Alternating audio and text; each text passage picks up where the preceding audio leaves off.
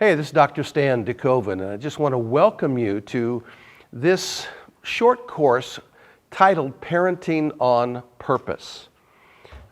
This course really is designed to really work with parents that are probably already good parents. They love the role of being parents, but are dealing with the normal problems of working with children to help them to become everything God intended for them to be. And so I hope that if you're, again, taking this course, that you'll recognize that we're going to present here principles. It's not going to be, A, B, C, D. These are the things you have to do to be an effective parent. But it is to learn to be more purposeful in your parenting. I believe that, when we were first born again as believers, God called us out of darkness into light, kind of like being, born again, brand new baby. At which point we didn't know a whole lot. We probably didn't know what God required of us. We were totally dependent, in need of others to give us what we needed to grow. So it is in the natural world. But God had a purpose for bringing us into His kingdom.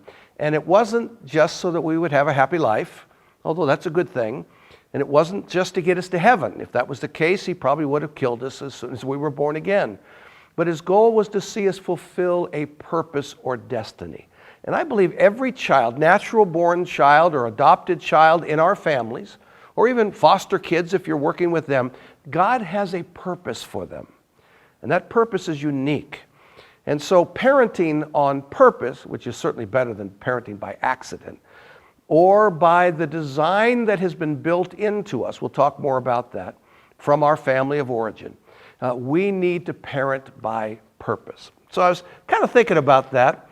In some ways there's, in parenting, if anything can go wrong, it probably will. It's kind of like the Murphy's Law. I don't know where Murphy comes from, but anyway, Murphy's Law of parenthood. So I was reading this, and I thought this was kind of humorous.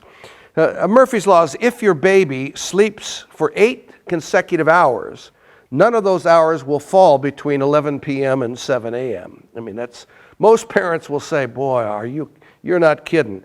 These kids are on their own schedule, that's for sure.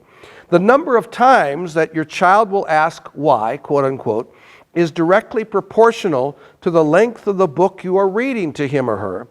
If it's one of those stubby books with only a word or two per page, she won't say a thing. But if you're in a hurry and she has asked for a Dr. Seuss book, not a page will go by without her asking, why are those eggs green?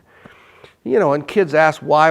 And hey, one of the things that seems to happen a lot and you would know this from parenting, is whenever you are actively engaged in doing something that's important to you, that's when your children seem to need you the most. Mommy, daddy, I'd like to change your name after time.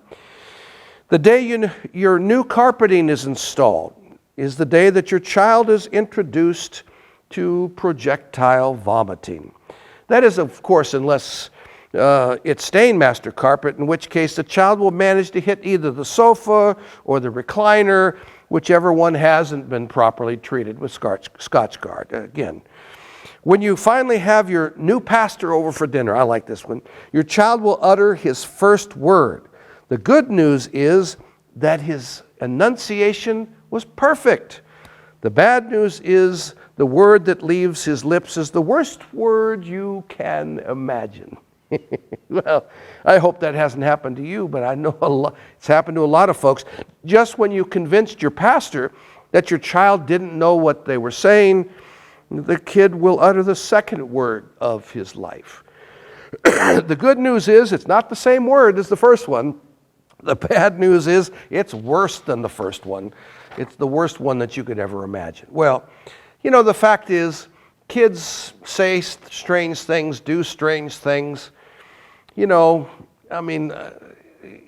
you're in a game somewhere, you're enjoying something, kids have needs and they're on their own time frame. And that's just the way life goes. Well, Murphy's Law, whatever can go wrong is likely going to go wrong, is really true in parenting. I've talked to hundreds and hundreds and hundreds of couples over years. And one of the biggest transitions, second to getting married to begin with, that they face is the transition of parenthood. No matter how much you study and prepare yourself, you're never really fully prepared for the level of responsibility and the kinds of problems you can face because of parenting. But so that kind of baits the question, where do we learn how to parent? Well, I have this little quote here. As in marriage, parenting comes from several influences, the chief of which is the blending of two families of origin into a hodgepodge of who knows what, applied with limited knowledge and lack of understanding to the unsuspecting. Well, that's most of us. In other words, where did we learn how to parent? Well, I don't know about you, but I learned to parent by observing my parents and other friends and family parents. And what I learned from them was some interesting things. I learned how men look at women by the way my dad treated my mother. I learned how women respond to men as I observed my mother and how she dealt with my dad.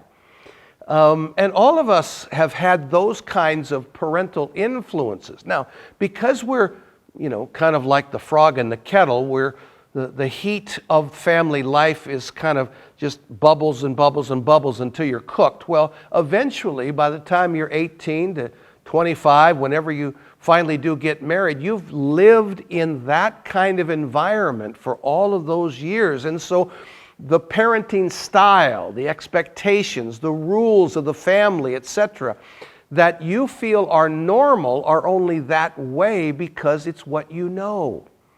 It's the way you were raised. The problem, of course, with most parenting is that the couple that are trying to do the parenting come from different backgrounds. They have different worldviews. Oftentimes they have different ways that they look at discipline and how discipline should be done and how to nurture and nurture properly. When to give an allowance or to give an allowance at all. I mean, on and on and on. We all come from a different perspective, none of which are particularly right or wrong, unless they violate what we know to be clear biblical principles, which they're not that clear.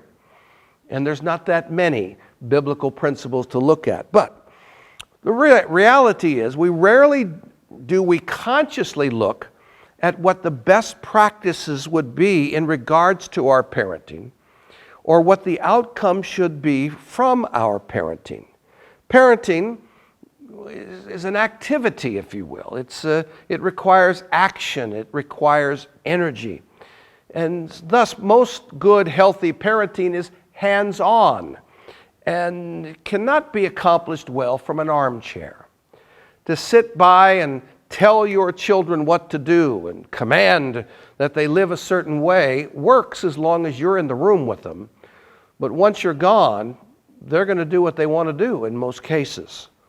So, parenting needs to be done from a place of knowledge and understanding, which leads to wisdom. And what we're going to be talking about in this seminar, in this teaching time regarding parenting is really what are the things that we need to know, and what are perhaps some of the things we need to forget, so that we come to a greater understanding, first of all, of ourselves, but also of our children. How do we understand them? Because, every child is a unique creation in the image of God. They have different personalities, different styles of looking at the world. And so we need to make sure that we understand them if we're going to parent them well or effectively. And really what the Lord will always provide to us, if we'll ask Him, is the wisdom to know what to do, how to manage things. But again, just a little reminder, none of us are perfect.